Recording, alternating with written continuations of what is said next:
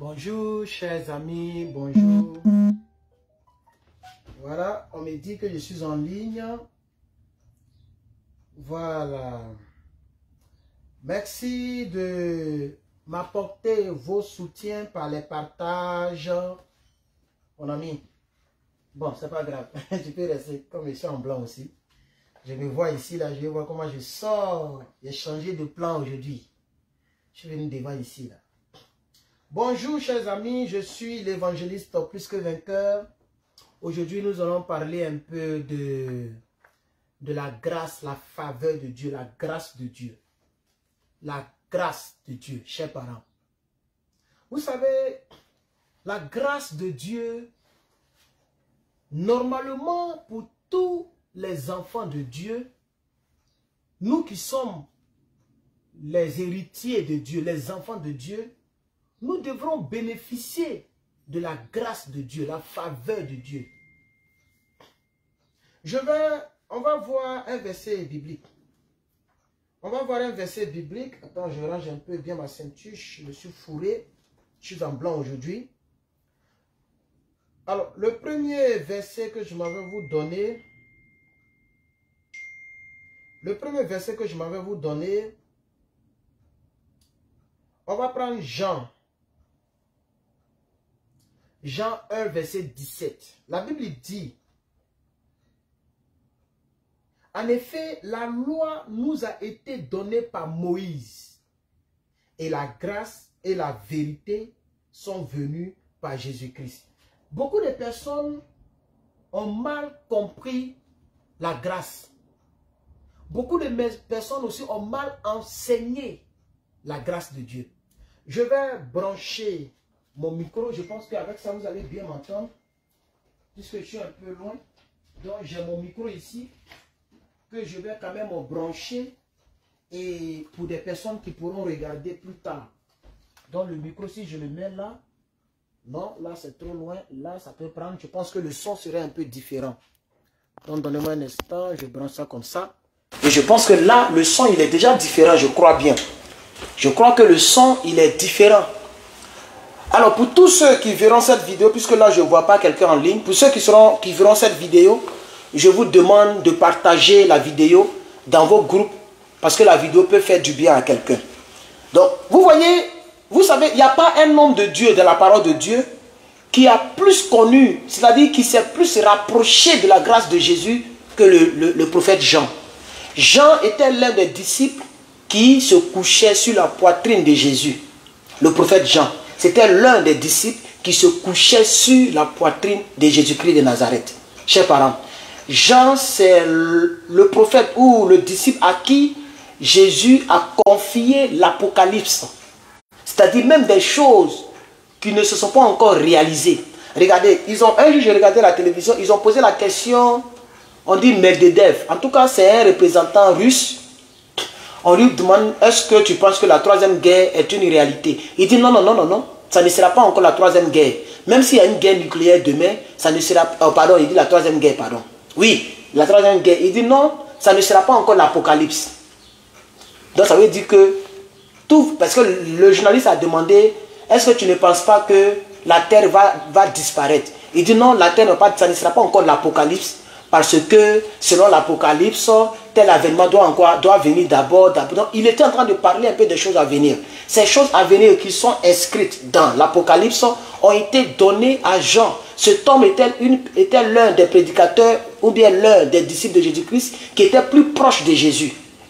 Vous voyez, c'est pourquoi c'est à lui qu'a été donnée la vision de l'Apocalypse. Et c'est ce Jean-là qui nous révèle la vraie définition de la grâce, de la faveur de Dieu. La grâce de Dieu qu'on vous a toujours enseignée est différente de la grâce que Jean enseigne. Est différente de la grâce que la Bible enseigne. Les gens vous ont dit que viens en Jésus, tu vas te marier comme ça. Non, non, non, non. Viens en Jésus suivi de la vérité. Lisez bien Jean 1, verset 17. On va relire. J'ai la Bible en ligne ici. On va relire. La Bible dit, en effet, la loi nous a été donnée par Moïse, mais la grâce et la vérité sont venues par Jésus-Christ. La grâce est... Conjonction de coordination. La grâce et la vérité. Il ne faut pas chercher la grâce quand tu n'es pas encore dans la vérité. Ah oui! Il faut que les gens se détrompent. Il ne faut pas chercher la grâce, mais tu n'es pas dans la vérité, tu es dans le mensonge, tu es dans le lesbianisme, tu es dans la masturbation, tu es dans la pornographie, tu es dans les sectes. Et bien tu cherches la grâce de Dieu. Tu te fous de qui? De Dieu? Non, pardonnez. Ce que l'homme né de nouveau, le chrétien, devrait rechercher, en réalité, c'est la faveur et la grâce de Dieu. Mais on ne peut pas parler de faveur et de grâce sans parler de la vérité qui doit t'affranchir. C'est pourquoi la Bible dit quelque part, tu connaîtras la vérité et la vérité t'affranchira. Et la Bible continue pour dire, si, c'est une condition, si, puisque les gens cherchent la grâce, la faveur pour être libre de la maltraitance de tes parents, les gens qui te ferment la porte dessus, les gens qui mangent derrière toi, parce que tu manges un coup KO, tu n'as pas un chez toi, tu n'es rien, tu ne pèses pas dans la famille, tu n'as pas de perspective d'avenir, personne ne te respecte, personne ne te calcule. Donc les gens cherchent cette grâce de Dieu, la faveur de Dieu, la bénédiction de Dieu, le sceau divin de Dieu pour être libre. Mais la Bible dit, si tu veux être vraiment libre là, il faut que la vérité là t'affranchisse. Ah, il y a personne en ligne, elle a demandé aux gens de partager. Attendez, est-ce que moi-même je ne peux pas partager un coup? Je vais mettre au moins dans un seul groupe, dans mon groupe La vérité des Écritures. Donc je vais aller sur plus que vainqueur. Je suis effectivement en direct. Ah, mais je vois 3 personnes. Les 3 personnes qui êtes là, est-ce que vous ne pouvez pas partager? Vous pouvez le faire. Hein? Si 3 personnes partagent 10 fois, ça fait 30 partages, n'est-ce pas? Attendez, je vais partager dans quelques groupes. Voilà, parce que c'est un message très important. Il faut comprendre la grâce et la faveur de Dieu. Les gens cherchent la grâce et la faveur de Dieu, mais les gens cherchent la fausse grâce et la fausse sagesse, la fausse faveur. Parce que la grâce de Dieu qu'on recherche, pendant qu'on n'est pas dans la vérité, elle ne va pas t'atteindre. Tu vas la chercher, hein, mais tu ne vas pas la voir. Si tu veux bénéficier de la grâce de Dieu, il faut être dans la vérité. Dans la vérité. Et la vérité, ce n'est rien d'autre que la parole. Ah oui, ce n'est rien d'autre que la parole de Dieu. C'est lorsque tu mets la parole de Dieu en pratique que maintenant la grâce de Dieu te vient là-dessus. Elle ne vient pas comme ça. Ça veut dire que tu es prostitué. La parole dit que nul ne peut adorer 2 maîtres. La parole dit qu'il faut accepter Jésus comme Seigneur Sauveur. Il faut reconnaître que Jésus-Christ est ton Dieu. Il est ton maître. Il est puissant sur toi. Il est celui qui t'a créé. Ça, c'est ce que la parole dit. Tu vois un peu, non? Toi, tu veux la bénédiction de Dieu, tu veux la grâce de Dieu. Regardez la prostituée. C'est lorsqu'elle a reconnu que Jésus est Dieu. Elle s'est prosternée, elle a pris les cheveux pour essuyer les chaussures de Jésus. C'est là que Jésus a dit, cette femme-là, c'est ma fille. Parce qu'il y a des gens qui disent comme ça, non, comment Jésus peut appeler une prostituée sa fille? Donc Jésus n'est pas Dieu, Jésus est bizarre, donc Jésus marche avec les pécheurs. Non. Non, non, non, non, non. Elle a reçu la grâce par la vérité. Sinon que celle qui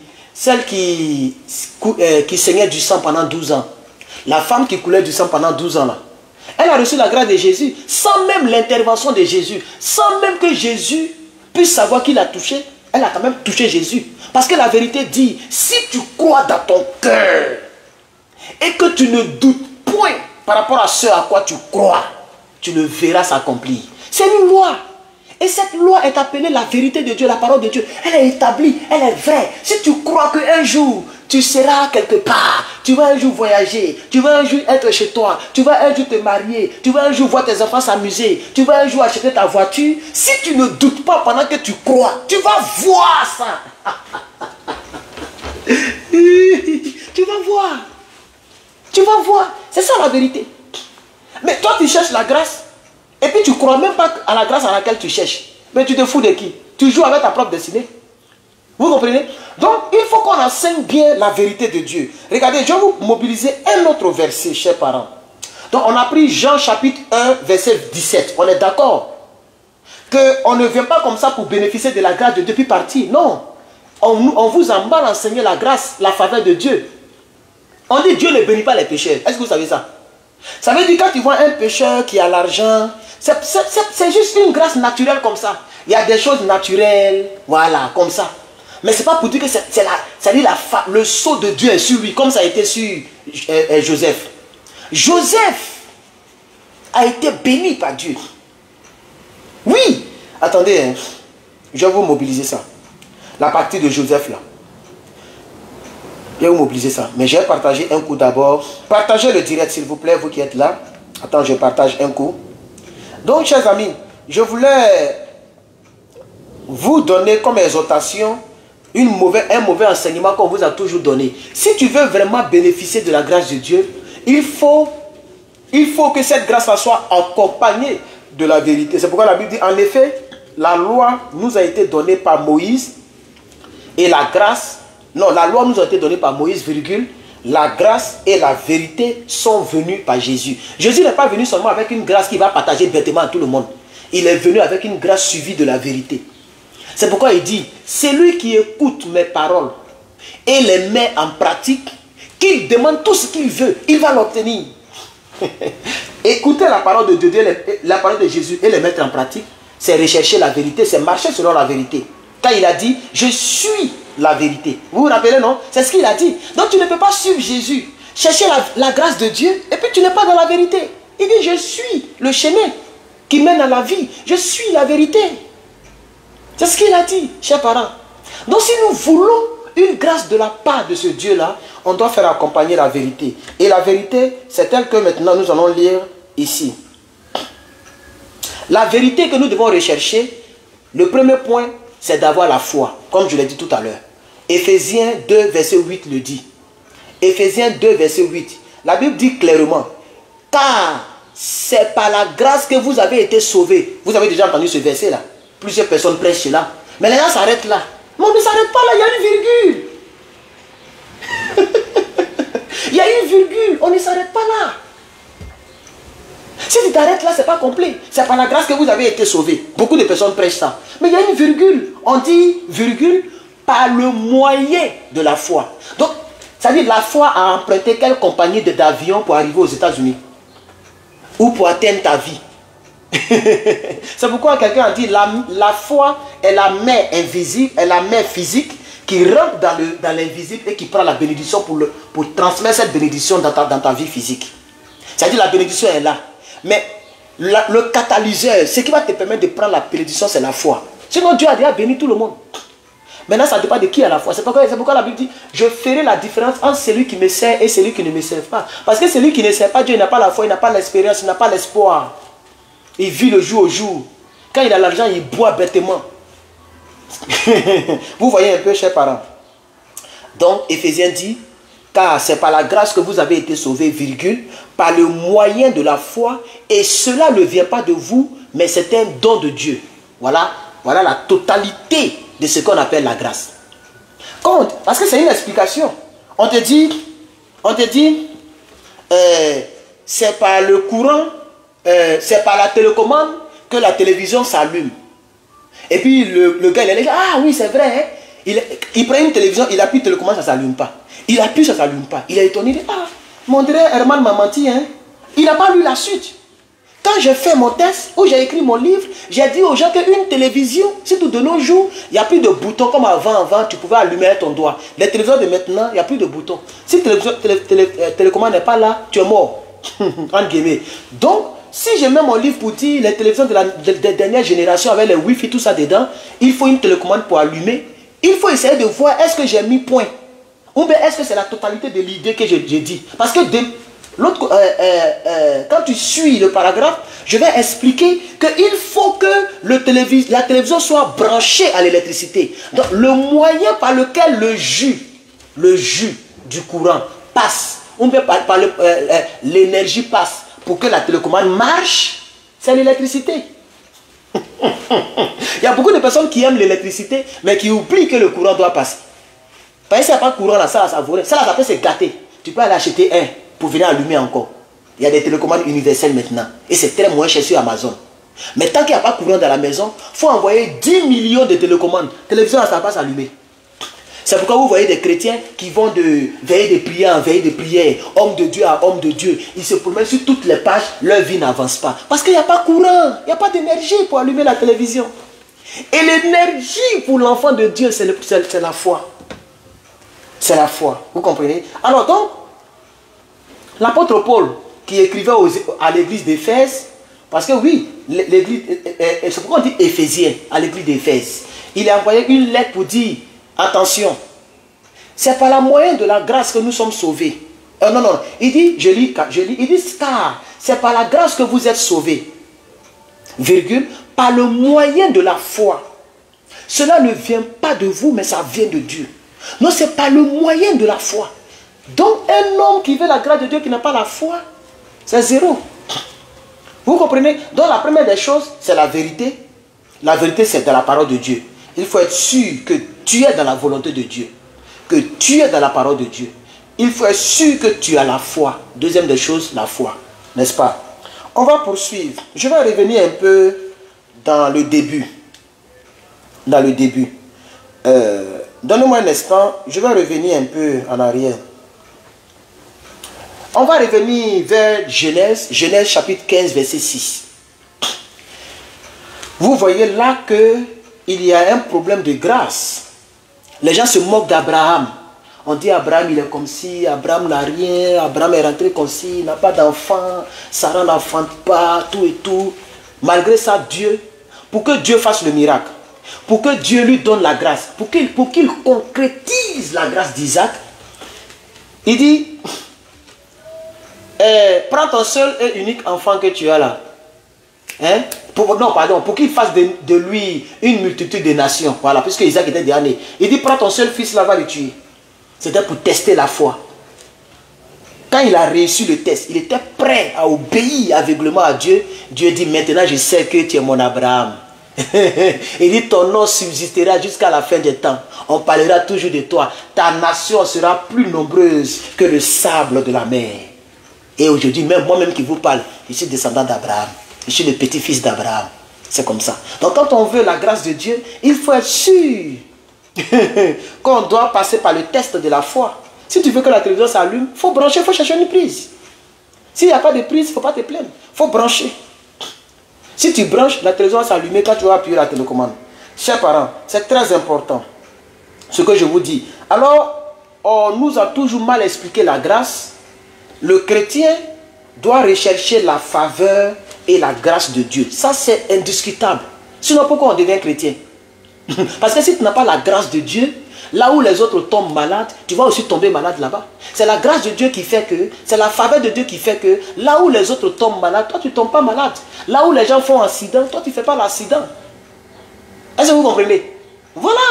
Parce que tu as la grâce de Dieu. Dieu te protège. Si ce quartier doit être bombardé, Dieu permettra que je déménage d'abord. Et puis après, ça bombarde derrière moi. C'est de ça qu'il s'agit. Parce que j'ai la grâce de Dieu. Là où les gens ne peuvent pas faire, ils ne peuvent pas faire un an sans tomber malade, je peux faire des années sans tomber malade. Vous comprenez? Parce que j'ai la grâce de Dieu. Là où les gens ne peuvent pas maîtriser leur sexe, et ça les a créé beaucoup de problèmes dans ce monde. D'autres ont des enfants de mères différentes, d'autres ont des problèmes à la justice. L'enfant va ici, demain il vient ici, leurs vies sont mélangées parce qu'ils n'ont pas eu la grâce de canaliser leurs trucs. Nous, on peut être là sans faire le rapport sexuel pendant des décennies. Il n'a pas dit des années, des décennies. C'est-à-dire 10 ans, 10 ans, 10 ans. C'est la grâce que Dieu m'a donnée. Je peux résister. Pendant ce temps, il y a des gens qui ne peuvent pas résister. Même une semaine, ils ne peuvent pas. Un mois, là même, c'est comme s'ils l'ont tué. Vous voyez, pour que tu aies cette grâce, il faut être dans la vérité qui va avec. Il faut payer le prix qui va avec. Vous voyez un peu, chers parents.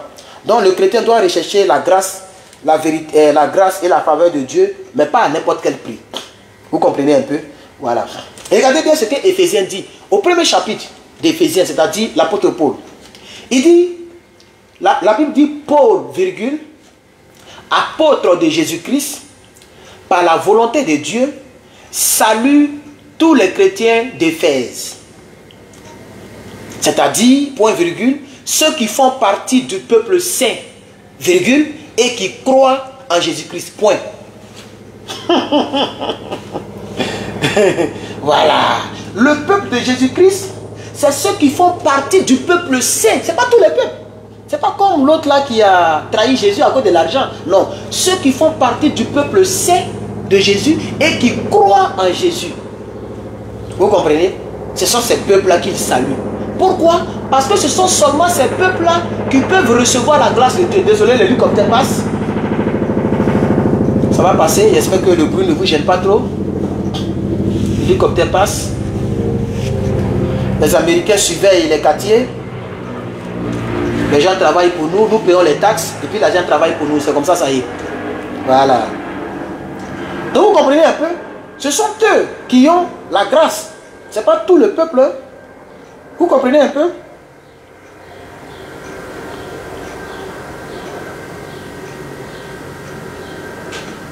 Donc, chers parents, c'est un peu ça. Je vais vous lire, oui, Tite 3, verset 5. Écoutez très bien, cher peuple de Dieu. Il dit, la Bible dit, s'il l'a fait, ce qu'il doit faire, ce que tu recherches par la grâce là, s'il a fait ça, voici ce qui va avec. Il dit, ce n'est pas parce que nous avons accompli des actes conformes à la justice. Non, il nous a sauvés parce qu'il a eu compassion de nous, en faisant passer par le bain purificateur de la nouvelle naissance, c'est-à-dire nous renouveler par le Saint-Esprit. Donc ça veut dire le troisième point, on a parlé donc de la foi, on a parlé donc de la vérité qui doit demeurer, mais il y a aussi le troisième et le grand point pour représenter, si vous voulez, la Trinité dans la vie d'un chrétien. La Trinité concernant Dieu, c'est le Dieu, le Père, le Fils, le Saint-Esprit. La Trinité dans la vie d'un chrétien, c'est la croyance, la foi, c'est le Saint-Esprit et c'est aussi la vérité. La vérité, être dans la volonté de Dieu. Parce que tu es dans la volonté de Dieu, mais tu n'as pas la foi. Ça casse la volonté que tu as. Tu as la foi, mais tu n'es pas dans la volonté de Dieu. Ça casse ta foi que tu as. Tu as la foi, tu as la volonté, tu n'as pas le Saint-Esprit, tu n'es pas assez fort. Parce qu'il y a certaines choses qu'en tant qu'être humain, tu as besoin de l'apport du Saint-Esprit. Vous comprenez? C'est pourquoi Jésus était capable de marcher sur les eaux, parce qu'il avait le Saint-Esprit. Vous comprenez? Donc voici la Trinité. Si tu as les trois choses réunies, la grâce de Dieu est pour toi. C'est facile, les portes vont s'ouvrir. Et je prie que ça soit ton partage au nom de Jésus-Christ. Je prie que ça soit ton partage. Donc il dit, écoutez très bien, par le renouvellement, non, en nous renouvelant par le Saint-Esprit. Donc ça c'est le troisième point que je voulais parler avec vous. On a parlé du prix à payer, c'est-à-dire être dans la vérité, faire l'effort d'être la vérité, parce que Jésus est la vérité. Et c'est le même Jésus, on dit, il est 3 fois saint, il est le même hier, aujourd'hui, éternellement. Donc le Saint-Esprit, la sainteté, la vie de consécration. Ah oui, les frères, la vie de consécration. Tu n'as pas une vie de consécration, mais tu cherches la grâce de Dieu. Tu cherches mal. Tu cherches mal.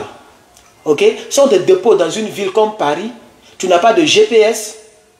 Ah, tu vas beaucoup te promener en voiture, hein, ton carburant va finir. Parce que tu risques même de mourir en conduisant. Tu vas passer 10 ans en train de chercher la maison. Parce qu'il y a plusieurs maisons à Paris. C'est pareil. Le GPS du chrétien, ça doit être le Saint-Esprit qui va te parler, qui va t'éviter de faire des mauvais choix. Tu peux être dans la volonté de Dieu. Hein? Si tu n'as pas le Saint-Esprit pour t'orienter, Jésus même l'a dit. Il dit, mais pourquoi vous ne voulez pas que je monte? Il est avantageux pour vous que je m'en aille. Pour que le deuxième consolateur vienne. Il vous orientera en toutes choses. Si tu n'as pas le Saint-Esprit, tu peux même mettre la parole de Dieu en pratique et puis faire des erreurs. Parce que tu es ton libre arbitre. Hein? Un chrétien, il est le libre arbitre. Tu choisis.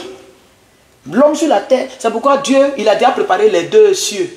Ou si vous voulez, les deux récompenses. L'enfer et le paradis. Et puis nous naissons, nous vivons, les prédicateurs prêchent, d'autres écoutent, d'autres préfèrent aller écouter les Makoso, bien les, je ne sais pas, les gens qui font les buzz, d'autres aussi font l'effort d'écouter. Quand nous tous on va mourir là, hein, on va aller quelque part, soit ici, soit ici, soit ici, soit ici. Donc nous sommes libres arbitres de tout ce que nous posons comme action. Donc chers parents, je voulais quand même aussi ajouter à cela un dernier verset avec puisque c'est une exhortation, hein, voilà. Donc un dernier verset avec lequel je vais finir l'exhortation de ce samedi, ce magnifique samedi. Je vais vous donner le verset tout à l'heure, patientez un peu. Jean 10, 10. Pourquoi est-ce que nous devons avoir les trois choses que j'ai citées qui vont nous aider à avoir la grâce, à bénéficier de la grâce et de la faveur de Dieu? Parce que Jean 10, 10 est une réalité. Tout le monde connaît ce verset. Je vais quand même le lire comme si je ne le connaissais pas et comme si vous ne le connaissez pas. Le voleur, mettez en guillemets ou en parenthèse, Satan. Le voleur. Parce que c'est quand il vole que tu te rends compte que tu n'as pas la grâce. Parce qu'il te vole ce que ta grâce devait te donner. Il vole ton étoile, il te vole ta future femme, il te vole tes enfants, il te rend stérile, il te rend malade tout le temps. Le diable vient voler tout. Tu vois un peu, non?